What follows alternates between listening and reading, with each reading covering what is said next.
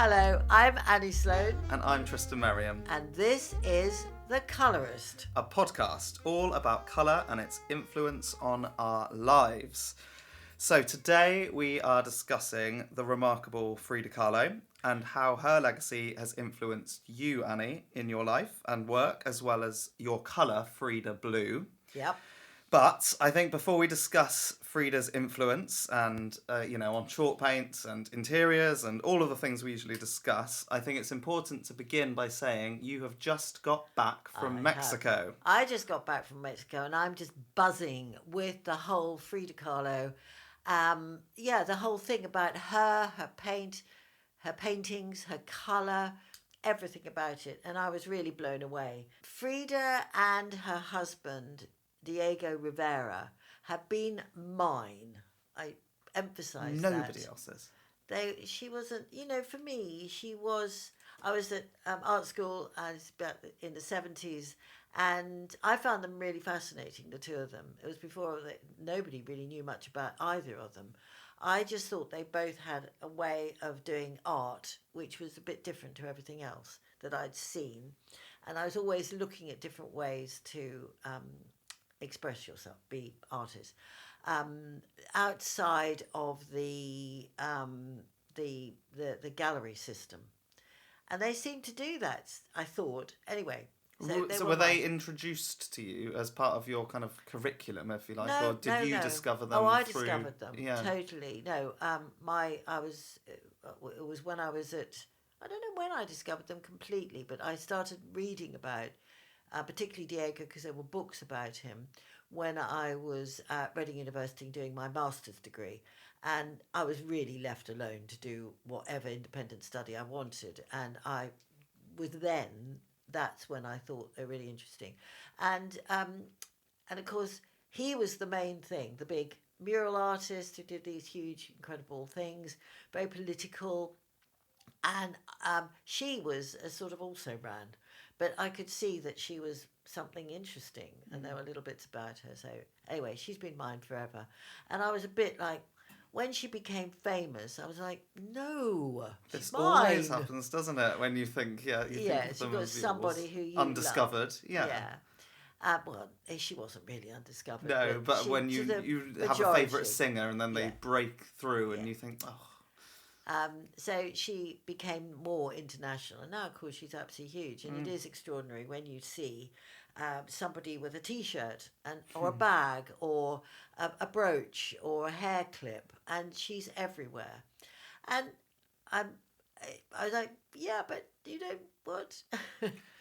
Anyway, she's sort of, her name is more well known than her work for most people, and maybe that's what bothers you. It's because you hear Frida Kahlo and you might not know any of her work, but you know her and what she looks like and her image.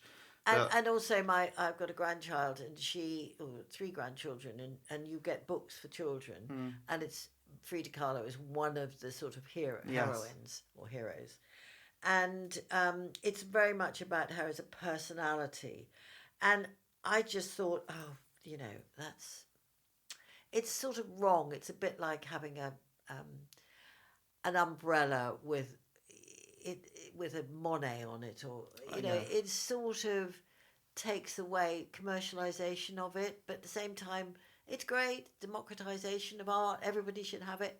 Lots of things against and for. But anyway, I was always a bit like, well, if she's everybody's, I don't want her anymore, but I still loved her. Yeah. And I did very much love her house. And that's why, partly, I'll tell you the story of why we've got Frida Blue. We went to Mexico to see my stockists there and to see Mexico and meet my son there. So we had a great time. It was absolutely amazing. First thing we did, I think it was day one, we went to her house, the Blue House. And you hadn't been before? Casa Azul. No, never been to Mexico at all. So went to, and you have to book because there is, if you don't book, you will not get in. So my wonderful distributors booked ahead. So we were able to get there. We got there at 10 o'clock in the morning. Still a huge queue there. Really fantastic. What is amazing is when, I mean, I'm excited now thinking about it, but it's, there is just ordinary streets. It's not in a fancy area. It's not in a terrible, or it just is quite ordinary there. Um, there's lots of, yellowy colour houses and browny red colour houses, or just versions of that, creamy colours and all the rest of it.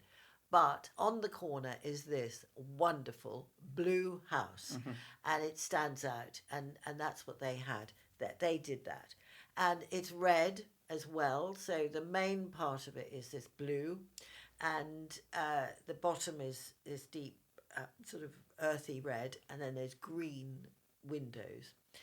And I tell you what, the scariest part was that I would get there and I'd go, oh my God, my Frida Blue that I chose from photos. It's not the right blue. It's not the right blue. Oh my God. Anyway, I mean, I was really knocked out. And it's a beautiful, strong blue as well. So, and then you get in there and I was just of open mouth because it is just beautiful. I mean, the whole thing is alive. So it's sort of centred around a courtyard from what Yes. I've seen. Yeah. Big high walls Yes. up to the street, and then inside is this lovely little oasis, courtyard type Yes. area with the... Is it all on one level, the house? No, it's on several several levels. levels. Yeah. But around this central Around thing. there's a sort of a garden, but it's actually two sides, I think, and then the two sides are just the garden wall. And the garden itself is gorgeous, really, and I cannot imagine living there looking out onto this gorgeous garden, which again is painted, and there's all sorts of things and lovely plants and stuff. I mean, it would have been and a sort of like a zigguratty thing, which is all painted as well. And water, it's just lovely. Oh, birds, water. Yeah. And I didn't realise until yesterday that this was her childhood home. This Yes. is where she was brought up Yeah. by her parents. Yeah. And going back to the garden, it was her mum that loved the garden Yeah. and really tended to it and Yeah. grew it. So it's so lovely that it's still It's in beautiful. full bloom and looking as good as ever. Oh, it's gorgeous. It really is lovely. And you go up into the house. One of the things, of course, is that they did have to adjust certain things. So what they've done is colour code it. So if the floor is, I got it right, yellow, that is how it was. Oh, wow. And if it's not yellow, that's been changed. I think that's right. Anyway. But it's important, as it's you're a there, museum. Is it called a museum, I suppose, of It's sorts? just called the Blue House. But you need to make it very clear to visitors, what's I new, suppose what's so, changed, yeah. what's not been. Yes. Anyway, you go in. They've had to change a little bit because I don't know quite why, but they changed somehow where the studio is, but you don't feel like it is. And most of the place is exactly as it was. Is that because I read that after Frida died, her husband pretty much immediately made the house into a museum? Yes. I don't know how immediately that was, I think it but was pretty quick. That's pretty much why it's remained exactly as it was. And someone he did it with somebody else who's done it extremely thoughtfully, and everyone knew to keep it as it was, and so all her studio work was all there, and her knickknacks, her lots of stuff. And her easel and her chairs and all her extraordinary collection of stuff that she had, which was beautiful. I mean, I just loved it. You really felt an insight into who she was. Yeah, well, I suppose it's like walking into anyone's home.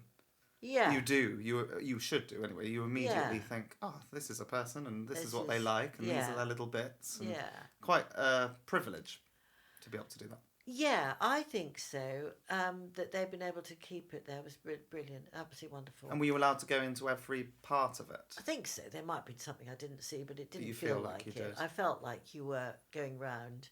In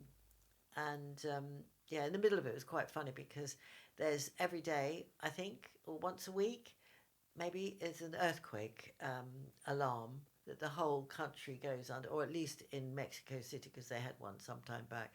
So it rings, and you all have to go outside, wait outside, and then all go back in. And that happened when you were there? Yes. Oh, typical.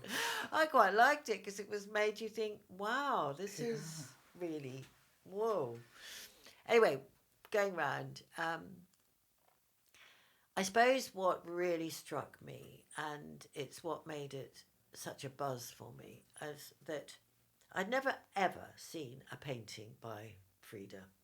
I'd seen lots and lots of reproductions, and I didn't see. So there you see her work when she was much younger, and all sorts of scribbles and bits and pieces, little drawings and things, and then going on through her life.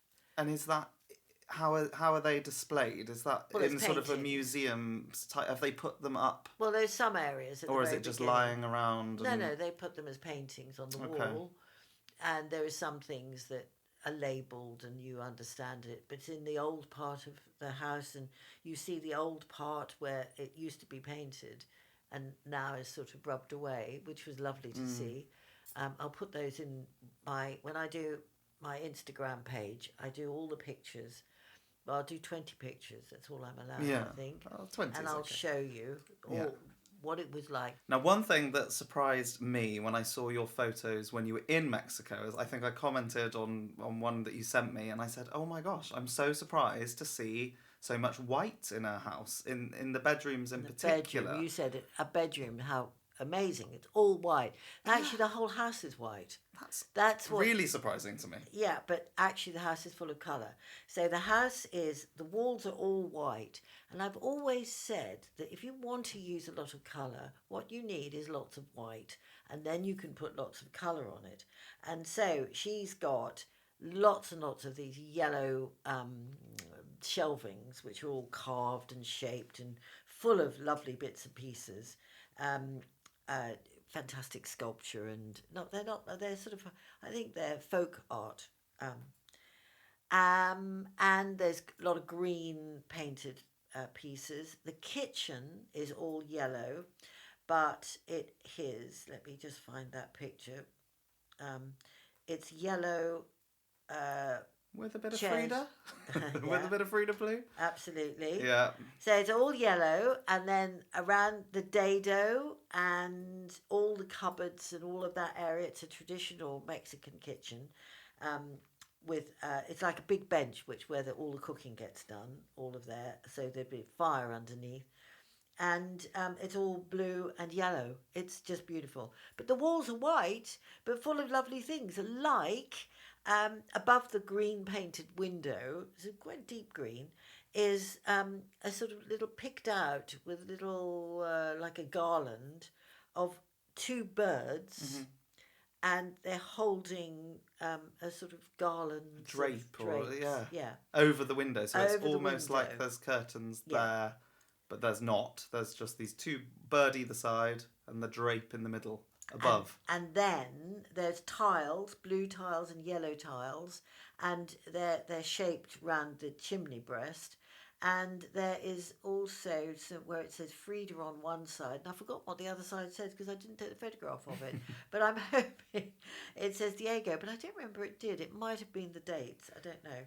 But there's lots of painted stuff in there. So, as well. Yeah, and that's my next question. So there are lots of her painted work on the walls, a little bit on the walls, but I can see in this picture on the table in the kitchen. So this would have been her artwork on the table? I have no idea. There was nothing to tell me whether it was or not. So on the table itself, it's really lovely. Yellow, very bright yellow painted, are pictures of tiny little pictures of birds and roses and other flowers and around the table. I'll put photographs of it. It doesn't look like it was hers, but it might well have been. I would love to know this. I don't know why, but I think that sort of thing. It's the incidental little, not a piece of artwork, but where she's just almost doodled. That inspires me. They look really well done. And they don't look like her style. No, they don't. They could well have been. Let's find out. If anyone listening knows. Yeah. First to tell us wins a prize. But it surprised me with the white, because there's obviously a lot of colour. And is the white, do you think that's a traditional thing to do in Mexican homes where it's cooler inside? Yeah, I think that they very much took all their inspiration from being Mexico houses. I think it's sort of part of what they did. There was in one of the bedrooms, there is a piece of painted furniture. Again, I don't know who did it, but it's got a sort of plums, or it's either flowers or plums, I'm not sure, yellow, with a flower in the middle. It's all painted on green with a red edge to it. So we don't know whether that's painted by her or by somebody else. We need to know. Yeah, yeah, it doesn't worry me because she could have got someone to do it, or maybe there is some other painted furniture which definitely wasn't hers, and it is a piece of Mexican folk art. Well, you said you could see she collected a lot of normal artwork, Mexican artwork, and supported lots of different art forms. Yeah, it's proper sort of, I suppose it would be called folk art, you know. So there's several bedrooms, 3 bedrooms in the house. One, I'm not sure whether that's Diego's room, which I love. It's got a picture of him, and I think it's also got a pair of his overalls hanging. But 2 hats, one could be hers and one could be his, I don't know. It's just lovely. It's got a yellow floor, which I presume was the colour of the floor then. It's got green around the big windows, looking out into the garden, and a painted piece of furniture and a picture of Diego. And then on the bed is this lovely white bed cover with blue flowers all over it. It's very pretty, very beautiful, very fresh. You remember, Mexico's a very hot country. Yes, that's what I mean. It's a conscious thing to be cool. You want it to be cool. But thinking about people in other parts of the world who might be desperate to try and inject some colour into their homes, if you've got that white backdrop, as you say, it's very easy to drop in little touches of colour here and there and build it up. Yeah. And I think that's, even Frida did it. So if it's good enough for Frida and Diego. Yeah. Well, I love this room off the kitchen, which is all white with these yellow shelving with birds and lots of coloured pieces, ornamental pieces. Glass, lots of coloured glass. She loved her coloured glass. So I'll put photographs of those. They're really gorgeous. Yeah, amazing. Now, one thing I've just remembered when you said something then, and I kind of likened you to Frida in this same sort of way, I suppose, is she was very fascinated by her family tree. And I know you're very fascinated with your family history and DNA and all of that kind of thing. So her father was German. Is that correct? Well, I read 2 things. One, he was Hungarian Jewish. And another, he was born in Germany. So I don't know whether it was that time Hungary and Germany were, perhaps the borders were changing. I'm not sure. But yes, he was Hungarian Jewish. And her mother was Mexican. And she did a few pieces of artwork that told that story and visually kind of split that family tree up. Yeah. And when I saw those particular pieces, I thought, Annie, that's her bag, because you're very fascinated with that as well. Well, yeah. I mean, she would have interesting DNA, wouldn't she? Absolutely. So it's again interesting, and her father was very influential with her because he was really supportive, as my father was too, and helped her all her life. I think he identified with her because he was a photographer, and he did. He was obviously quite a creative man, and she identified with that. And it was the Mexican Revolution that destroyed his business, and so they went into a bit of decline, and things got very hard. But he always supported her hugely. So yeah, I like the idea. I might be like her.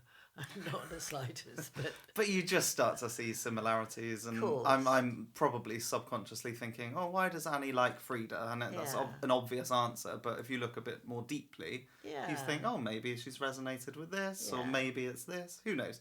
But I don't have gangrene. Don't you? Oh, thank God.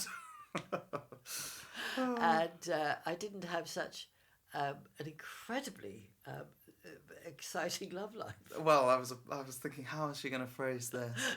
I mean, her love life was insane.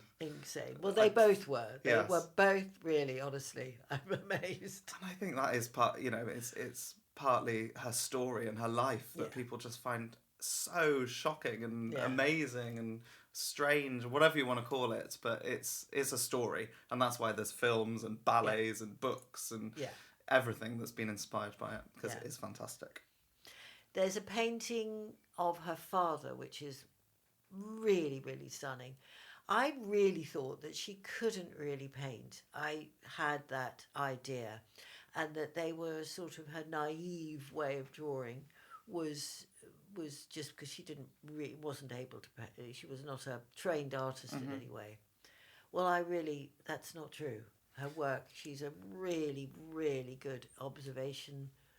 Her observation of her father was fantastic, her painting, and they were very modern looks. So it's not just a portrait, but it's got writing on it. It's got all sorts of things over the time. And it's seeing photographs of him, very, very accurate and very full of love. There were lots of other things like that. I realised she was an amazing artist. She was really, This surprises really me, though. I mean, it's incredible that you were surprised seeing her work, because you said you discovered her when you were at art school and were obviously very taken with her work. And I'll ask you, what was it about her work that... But I didn't realise that because until you see the quality, the texture, the actual colour, and I think it's texture and stuff, until you actually see it, you don't see how someone really is very, very good. And reproduction, especially in those days, were not very good. I just liked that they were very personal. I think that's why I liked her work right from the beginning. I was very interested. It was a personal thing. I mean, she's sort of, it's a sort of personal story about who she was. Definitely. And also, I think what was incredible is that it was... she was very self-aware right from the beginning, and it's very, very modern work. So when people go, oh, Tracy Emin, who's a great painter, I think great artist, she was doing the same thing, opening herself up and talking about her own story. And of course, at first, it wasn't a story about pain. She wasn't in agony, and she was a young girl full of life and going to art school and all the rest of it. So it wasn't pain, which I think now is the only story. She's associated with that. I mean, you Google Frida, and it's a life linked with pain and troubles, and there was an element of that, definitely, after watching the film, which we've both been discussing. But she didn't let that define her. Well, that's what I think is really, really important, because I'm someone who I really hate sentimentality. And I can't bear it when people go, oh, Frida Kahlo, oh. No, she was not about pain. She was about indomitability. She was a powerhouse. Good word. Indomitability. Say that after a few drinks. It's hard. Anyway, she had huge amount of strength, and she had the real desire to be a painter and be somebody and something and tell her story. And I just think that's incredible. Very admirable, and it was like a fierce determination, wasn't it? Oh, yeah. I mean, she really did not let her illness, various things she had wrong with her from her accident and other things, define her. No. And you see that in the film when she's lying in bed, and one of my favourite bits was she's sort of strapped into this cast and unable to move, apart from her hands and head, I suppose. And there's a mirror on the ceiling, and her mother and father gave her an easel and a canvas because she'd run out of room on her cast to do her drawings, and she's looking at herself up on the ceiling in the mirror and doing a self-portrait, which, if that doesn't sort of show determination, what does? Yeah. So, I think that's important. We should talk about the film, what the film is. Yes. I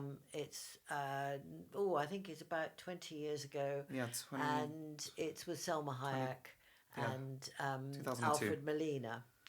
2002. I think so. I may have made that up. But it's called Frida, which is quite easy to find. And I would really recommend it because I think it's really well done. There's also YouTube, which we'll put in the links. Remind me to put it in the links because I sometimes say that and forget to do it. But it's a YouTube thing, it's a bit more factual. But actually the film itself is pretty factual. There's been another recent film, which I haven't seen, about Frida. But the one I've seen is the earlier one, which I thought was brilliant. Selma Hayek, I think, is Frida. She looks so similar. Anyway, they had a great relationship, and they did help each other hugely, the husband, Diego Rivera. It's an amazing story. It's almost too much to even, where do you start? But I suppose throughout your life of discovering her at art school and now, fairly recently, releasing Frida Blue as a chalk paint. So that was October 2023. Yeah. That's a long time in the making, and, so much inspiration with Frida Kahlo in general. So to release the colour in 2023, visit Casa Azul in 2025. That's amazing. So tell us a little bit about the colour, Frida Blue. For the blue, I've been looking at that blue for years and years and thinking, well, I don't know, do I need to do, well, should I?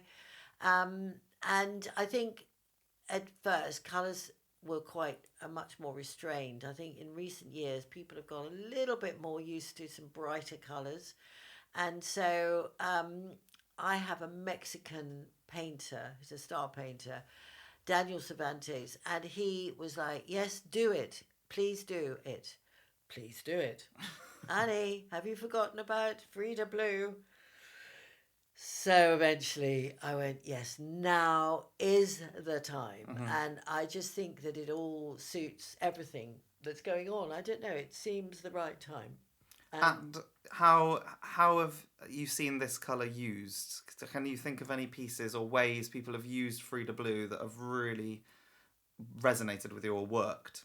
Or colour combinations? It's colour combinations, I think, quite often. So I released it with Capability Green.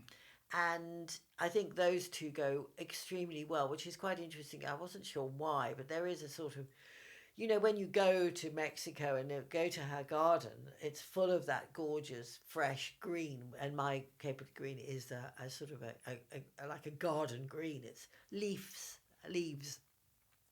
So it goes really, really well. And I did it with paprika, which is really good too, because the outside of the building is actually a sort of combination of primer red and paprika. Yes. And yeah, it just worked. It was all, sometimes these things just sort of work organically. So that's why. And then I was thinking, I don't know how I'm ever going to get to Mexico. Anyway, I was planning to go, and then my son said, he's at the moment doing a tour around the world on his motorbike. Amazing. And he came up from Brazil, where he'd been working, and we decided to meet. And so we met in Mexico City. I'm laughing because I can remember meeting him. It was such a sort of surreal, what are we doing here? It's great. And so we spent 2 weeks together there, and my husband came as well. So we had a really great family time, and did lots of things with stockists and having a great time in Mexico and seeing lots of it all over the place. Lots of the blue, lots of the red, and being really. And so, do you think the Frida Blue, if we call it that, do you think that is the most associated colour with her and the house? Because there's a lot of red and a lot of green and a lot of yellow, but do you think it's the blue that the blue really is the star of the show?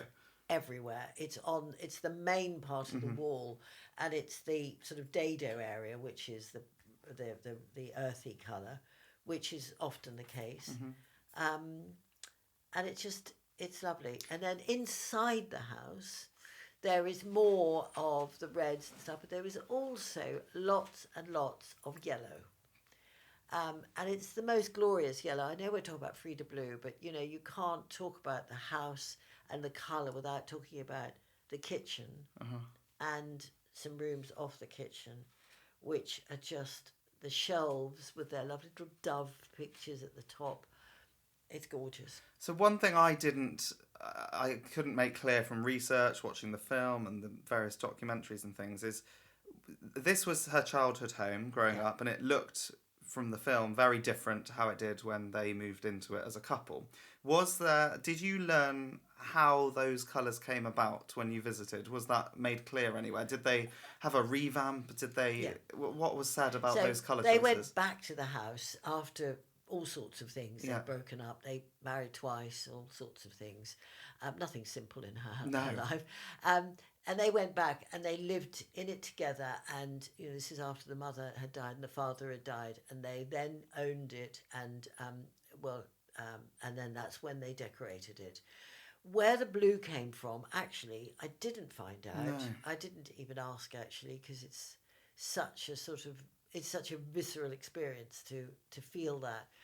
I suppose that blue is used quite a lot in a lot of decorating, and they wanted something to probably go with the red, which would have just been an automatic. Mm-hmm. There's quite a lot of pottery and all sorts of other things there. Lots and lots of gorgeous traditional pottery and native Mexican pottery and items as well. So a lot of the Day of the Dead type skeletal figures around. Yeah, well, that's very predominant in her work as well, isn't it? I know, and so people see that as about death, but of course the thing of the Day of the Dead is also part of rebirth as well. So there's a sort of joy to it all, which I hadn't really understood. No. I know her work is about her own struggle, and it's all awful, but there is such a lot of, liveliness and joy and absolutely. Woof.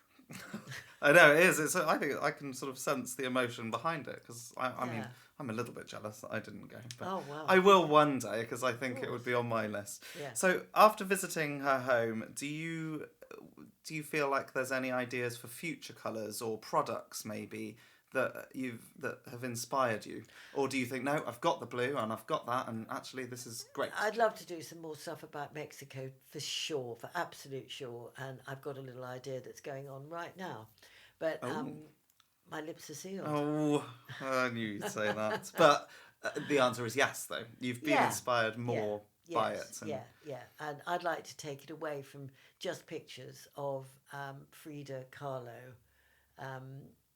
In pain, because she was more than that.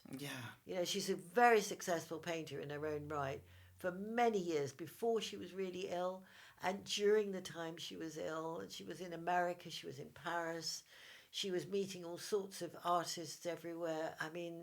She was a successful painter, and it wasn't just about her being stuck on her back with a mirror above her. She was extremely successful, and as was Diego, but at one point she eclipsed him, and she was doing all sorts of when stuff. Do you think she eclipsed him? I think he went to America to do some big murals, and he couldn't get out of being a Mexican. He always said she was better than him as well. And he couldn't get out of his head doing these rather big, ponderous, big murals, which were very much, they're a little bit, they're very political about the workers. And I think that he couldn't do the free expression that she could do. And it came from her heart. I think his work came more from his head. And I'm not decrying his, but her work really has outshone his and lasted longer. He was in America, went to America to do this work for Rockefeller. Anyway, he insisted on doing something very political. Rockefeller said no, and so the whole work was destroyed. And I think, he never really he couldn't move on from there. Whereas she had some great work exhibitions all over America. And in France as well. This is all just, I think, before the outbreak of the war. She was on the front cover of Vogue. Front cover of French Vogue. Vogue. Yeah, and working with all sorts of people, including Schiaparelli in Paris, which is amazing. Two worlds colliding, I think. Watch the episode on Capri. Just a little plug there. Our first one. Yeah. No, second one. Our first one was Capri. Was it? Wasn't it Pure? No, second. Oh, gosh. First one is Capri, and we talked about Schiaparelli. Yes, and, that's you're right. And the whole surrealist thing. And she was in Paris with André Breton, who made her exhibition for her. This is Frida. Yeah. So incredible how the worlds collide. Yes, these worlds. It's amazing to me as well. And so I think her success really reached fever pitch in 1953 when it was her first one-person show in Mexico. Yeah. So that probably would have, for her, felt like, this is my biggest moment so far. It's in Mexico. I've been to other places, but it's my show. And that one, explain what happened. I mean, this is probably well documented, but when she was told to not attend her show because she was so poorly and yeah, she was very ill, but she said on bed rest. She wanted to go, and they said, no, you can't. You're in bed. You can't do anything. And so what she said, she was told not to leave her bed, so she didn't. But she brought the bed to the show, which I love, and she didn't. She wasn't a sick old lady. She wasn't old at all. But no, she 45 at 6 at the time, maybe, yeah. Yeah, so she was wheeled in on her 4-poster bed, her actual bed, which I think would have been a sight, just the most incredible Brilliant. thing. And in the film, whether this is true, she kind of cracks a joke with her husband who's in the middle of a speech, but she looked amazing. She had makeup on and she was dressed in the most beautiful clothes, and that shows to me everything about her from what I've read and seen. It's the determination. She wants to be at her own party. I mean, who doesn't? Yeah, no, she's great. And you can see she had a huge sense of humour. She collected the most beautiful bowls and artworks of the normal people in Mexico. And I think she just had tremendous love of Mexico as well. And just, humour is something I think must have been very strong with her. Well, I think you see that from reading her little diary excerpts, extracts rather, and you can pick up on humour. Yeah. I mean, what was it she said about her toes? I can't think of the exact quote, but I don't need my toes. And she got gangrene in her toes, so they had to be chopped off, which is really lovely. But yes, what is it? It's something like, I don't need my toes, I've got wings to fly, or something along those lines. I should have it written down. Yeah, it is that, I think, But there's lots of... I'd quite like to read her. Yeah. I don't know if you can buy it as a... There probably is something. I'm diary, sure a book. Is. Yeah, I think I'd quite like to, because the humour comes through, actually, from reading and researching. Strength of purpose. I don't need toes. I've got wings to fly. Which just says, look, I don't need normal things, because I've got imagination and ideas and lots of things. And I really identify with that. When I know you do. Tough, you like an idea. Well, I do like an idea, but also I can remember when things were really, really, really tough many, many, many years ago, I said, all I need is imagination. Ideas is what I said, ideas, which will take you everywhere. So I think that's why, she's my gal. She is your gal. And she's yours. She's still yours. She is mine. Don't anybody think that she belongs to them, which is interesting, because people yours. do. And I think that might be part of her strength, is that everybody thinks, no, she's mine. So do you feel, after visiting her home, obviously you feel a stronger connection to her, but you've also been surprised by how much you thought of her work? Oh, yeah. So now, is she more influential to you than ever? Absolutely, completely and utterly. A bit in love. I think she's, I'm totally in Fangirl. love. She is a very good painter, and she had tremendous strength, like I've said already so many times. Yeah, she's surpasses everything that I thought. Yay, Frida. Long live Frida. Well, I think it would be lovely to hear from people, whether that's in comments on the podcast or on the social media posts surrounding this, but what does Frida mean to you? Because you're right, I think everyone feels like they know her and have a connection, and it would be really interesting to know, what is it about Frida Kahlo that resonates with you? Is it the artwork? Is it her personal life? Is it the pain and the struggles, which we sort of touched upon? Or is it something completely different? And photos of people using Frida Blue chalk paints in their that. lives. We need to see more of that. I'd love that. And yes, and if you don't know much about Frida except for the fact that she was in pain and that's all, then I really, really urge you to watch the film and watch, well, both the film and there's the documentary, and to look at her actual paintings. I don't know where else they are in the world because there's a lot in Mexico, and I'd love to see some more. I didn't get the chance to.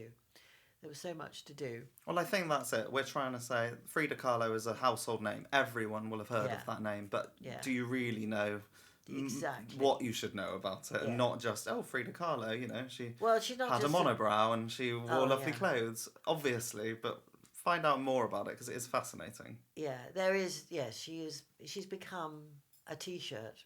Yeah, and that's not right. Not enough. No, and she would have wanted to be remembered for her artwork. Absolutely, she was determined to be an artist for all of her life. So Frida Kahlo wrapped up. I think we could go on and on and on and on and on and on. But where are we going next? Because this is a very exciting episode coming next.